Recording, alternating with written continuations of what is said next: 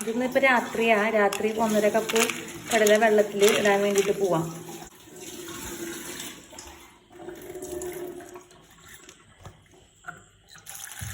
ഇതിൽ ഉപ്പിട്ടു, പിന്നെ തേങ്ങാക്കൊത്തും കൂടി ഇട്ടിട്ടാണ് ഇത് വേവിക്കണത്. ദേ ഇപ്പോൾ ഈ കടലയും തേങ്ങാക്കൊത്തും കൂടിയിലോട്ട് വെള്ളം ഒഴിച്ചിട്ടുണ്ട്. ഈ വെള്ളം മുങ്ങി നിൽക്കണം, കടല മുങ്ങി നിൽക്കണം.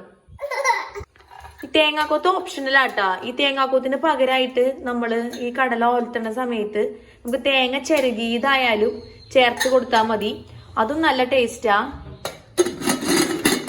കടലയ്ക്ക് ആവശ്യത്തിന് വേവുണ്ട്. നമ്മൾ കടയിൽ നിന്ന് കടല വാങ്ങിക്കുമ്പോൾ നല്ല പുതിയ കടലയാണെങ്കിൽ അധികം വിശ്വസിക്കണ്ട. എന്നാ പഴക്കം ചെന്നിട്ടുണ്ട് കടലയ്ക്കെങ്കിൽ, കുറച്ച് പഴകിയ കടലയാണെങ്കിൽ ഒരുപാട് വിസിലടിക്കേണ്ടി വരും. ഒരു 8 വിസിലൊക്കെ കടലയ്ക്ക് ആവശ്യമാണ്.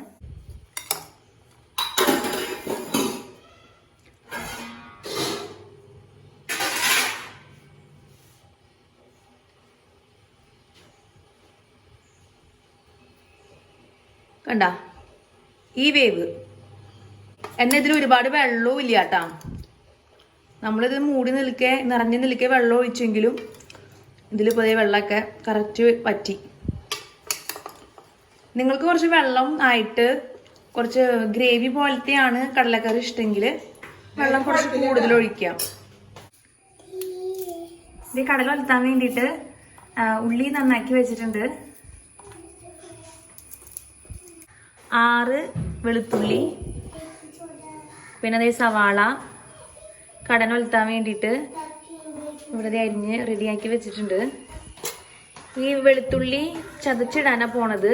പിന്നെ കറിവേപ്പിലയും കൂടി ചേർക്കുന്നുണ്ട്.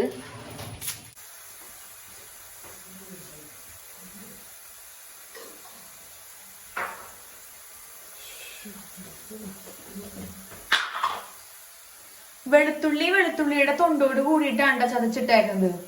ഇപ്പൊ മല്ലിപ്പൊടിയാണ് ചേർത്തേക്കുന്നത്.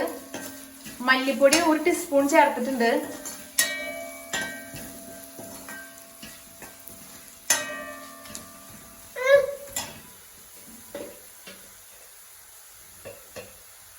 ഇനി മുളക് പൊടി, മഞ്ഞൾപ്പൊടി ചേർത്തു.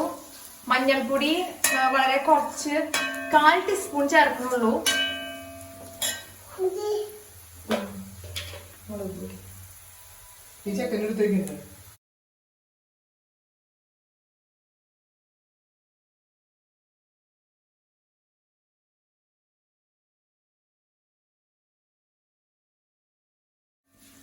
മുളക് പൊടിയും ഗരം മസാലപ്പൊടിയും ചേർത്തിട്ടുണ്ട്. മുളക് പൊടി 1 ടീസ്പൂൺ, ഗരം മസാലപ്പൊടി 1/4 ടീസ്പൂൺ ആണ് ചേർക്കുന്നത്.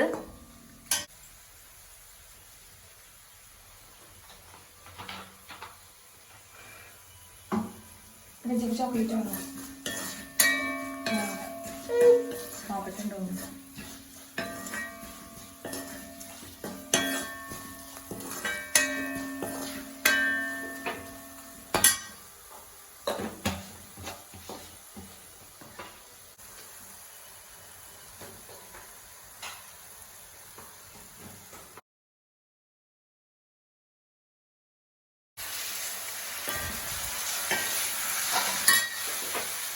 മസാല വഴറ്റുമ്പോൾ ഉപ്പ് ആവശ്യത്തിന് ചേർത്ത് കൊടുക്കാം. അതിനുശേഷം ഈ വേവിച്ച് വെച്ചേക്കണ കടല ചേർത്തു.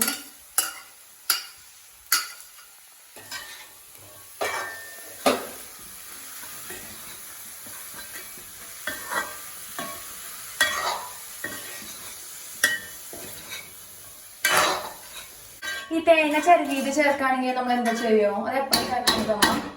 മുളകൊക്കെ ഇട്ട് കഴിഞ്ഞ അവസാനം ഒന്ന് വെറുതെ ഇട്ട് വഴക്കുക. ഓക്കെ.